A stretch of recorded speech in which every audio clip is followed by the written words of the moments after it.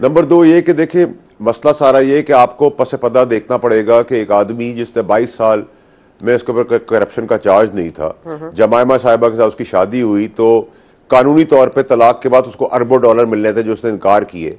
तो फिर उसने ये चोरियां क्यों की और इसके बेनिफिशियरी कौन है और ये चोरियां शुरू कैसे हुई?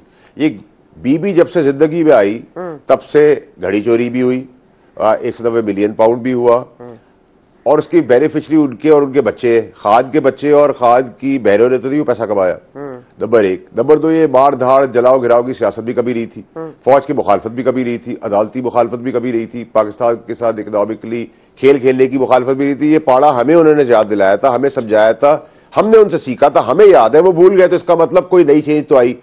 फिर ये जो गोगी गैंग है इसको ना भूलें, ये मेरे बाप का तो नहीं है। फिर मुंह नीम मीम ऐन और काफ की फाले निकाल के बुजदार लगाना भी मेरा बाप नहीं था वहां। फिर करप्शन की जितनी व्हीलिंग डीलिंग हुई, जितने शवाहिद दिए गए वो भी मेरे बाप ने नहीं दिए, ये बीबी का कारनामा था। और फिर 9 मई का वाकया हुआ, वो भी बीबी का कारनामा था। और फिर उसके बाद 24 नवंबर के अंदर जब लीडर इमरान खान साहब कह रहे हैं कि आप सजादी में रुक जाए, तो वो डी चौक का नारा लगा के डी चौक नहीं जाती, लोगों को भेज देती उधर, गरीबों को, मासूमों को। गड्डापुर वो और बेगम साहबा निकल जाते हैं। फिर एक ड्रामा होता है कि उनकी बहन कहती है कि जी उनको जदोकोप कर दिया है गड्डापुर ने और जबरदस्ती ले गए, जबकि वो रहना चाहती थी। भाई वो 15 साल की काकी थी, चले जी ये भी मान लिया। तो सीसीटीवी फुटेज नेक्स्ट डे आ गई जिसने झूठ खोल दिया कि वो टहल के गाड़ी के अंदर बैठ रही है। फिर उन्होंने कहा गाड़ी पंचर हो गई थी, फिर वो कहानी खुल गई। फिर उन्होंने कहा कि जी केमिकल फेंक दिया था, मोक्कल आ गए और फिर जिन भूत आए और उन्होंने सुपरवाइजर की तरह 007 की तरह उस पर केमिकल फेंक दिया और वो केमिकल के अंदर नजर नहीं आया उनको और बच्चों की तरह गाड़ी में बिठा के उनको ले गए वो। तो ये कहानियां तो जहालत की जो है ये पुराने जमाने में चलती थी। बहुत ही घटिया फिल्म है जिसकी ठेले में टिकट ना बिके। नंबर एक। नंबर दो है कि खान साहब को इसमें सब कुछ क्या मिला, तकलीफ, मुश्किलात, केसेस और मजीद तकलीफें उनके लिए शुरू होगी। मेरे लिए अब ये भी इंपॉर्टेंट नहीं है, ना मुझे सियासत से मतलब है, ना पीटीआई भाड़ में जाए और सब कुछ इक़्तिदार भी भाड़ में जाए। अब उसकी जान का मसला है। ये वो लोग हैं बीबी और उसके हवारी जो कॉम्प्रोमाइज गड्डापुर टाइप लोग हैं जो अल्लाह ना करे इनकी लाश का सौदा भी कर लेंगे, उनकी मौत का सौदा भी कर लेंगे।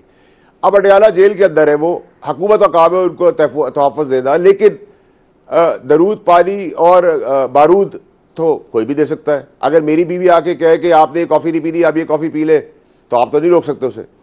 इन सब चीजों को मद्देनजर रखें और हमारा अभी भी काम यही होना चाहिए। और मैं तो निकाला भी गया था इसी चीज के ऊपर, मैंने अपनी लॉयल्टी तब भी दिखाई थी, मैं अभी भी उनके खिलाफ था इस वायलेंस की सियासत के ऊपर, और आज भी मैं उनकी जान बचाने के लिए आगे बढ़ रहा हूं। मुझे फिक्र नहीं है कि खान साहब से भी मेरे खिलाफ बयान दिलवा दें।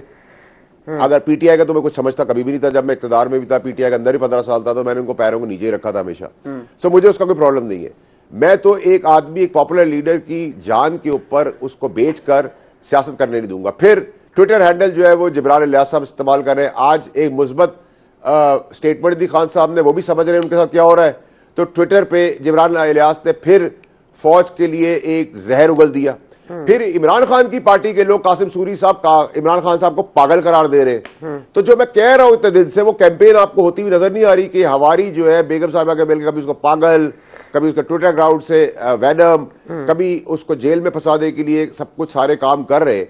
और मैं झूठा हो सकता हूं, बहनें तो झूठी नहीं हो सकती। मैं एक बात यहाँ पे अगर आपकी बात काटना चाहते, एक मिनट, वैसे साहब ये फिरदौस आशिका खान साहिबा के बड़े गोल्डन वर्ड्स हैं। वो कहती थी कि वो मेस्मराइज करती हैं, मैग्नेटाइज करती हैं और हिप्नोटाइज करती हैं इमरान खान साहब को। लेकिन ये भी कहना गलत ना होगा कि वो अकेली नहीं थी इस पूरे मामले में। अगर 9 मई के हवाले से बात कर लें तो उनके पैरों में जो बैठा करते थे उनका जनरल नाम था जनरल डायरेक्टर फैज हमीद। तो यहां तक तो वो अकेली नहीं थी। सर साहब आपको ना बैकग्राउंड चेक करने के बाद ना, ये सारे पॉइंट्स निकालने के बाद इनको जब आप जोड़ेगी तो आपको उसमें बहुत क्लैरिटी से नजर आएगा कि ये सब लोग इमरान खान साहब को जेल में रखना चाहते हैं, ये इमरान साहब की मौत का सौदा करना चाहते हैं, ये इमरान खान साहब को फसाना बरवाना चाहते हैं। क्यों? क्योंकि इस खित्ते में आपको याद होना चाहिए शाहनवाज भुट्टो का केस भी है। हमारे पास हिस्ट्री में बताते हैं बादशाहतें, सल्तनतें चली गई। ये राजनीति है, राजवाड़ा है, जिसमें पावर गेम की स्ट्रगल हो रही है, जिसमें बाप बेटी को मार देता है। और बीवी तो, मैं 3-4 साल की बीवी के ऊपर तो कोई कॉमेंट नहीं कर सकता, लेकिन उनके पुराने हस्बैंड ने, जो मियाँ ने जो बेनिफिट उठाए, उनके बच्चों ने जो पैसा कमाया। और क्लिंटन आपके पास एक सुपर पावर मुल्क की एक जिंदा मिसाल है जिसमें क्लिंटन जैसा आदमी एक प्रेसिडेंट इंपीचमेंट में चला जाता है खातून गया तो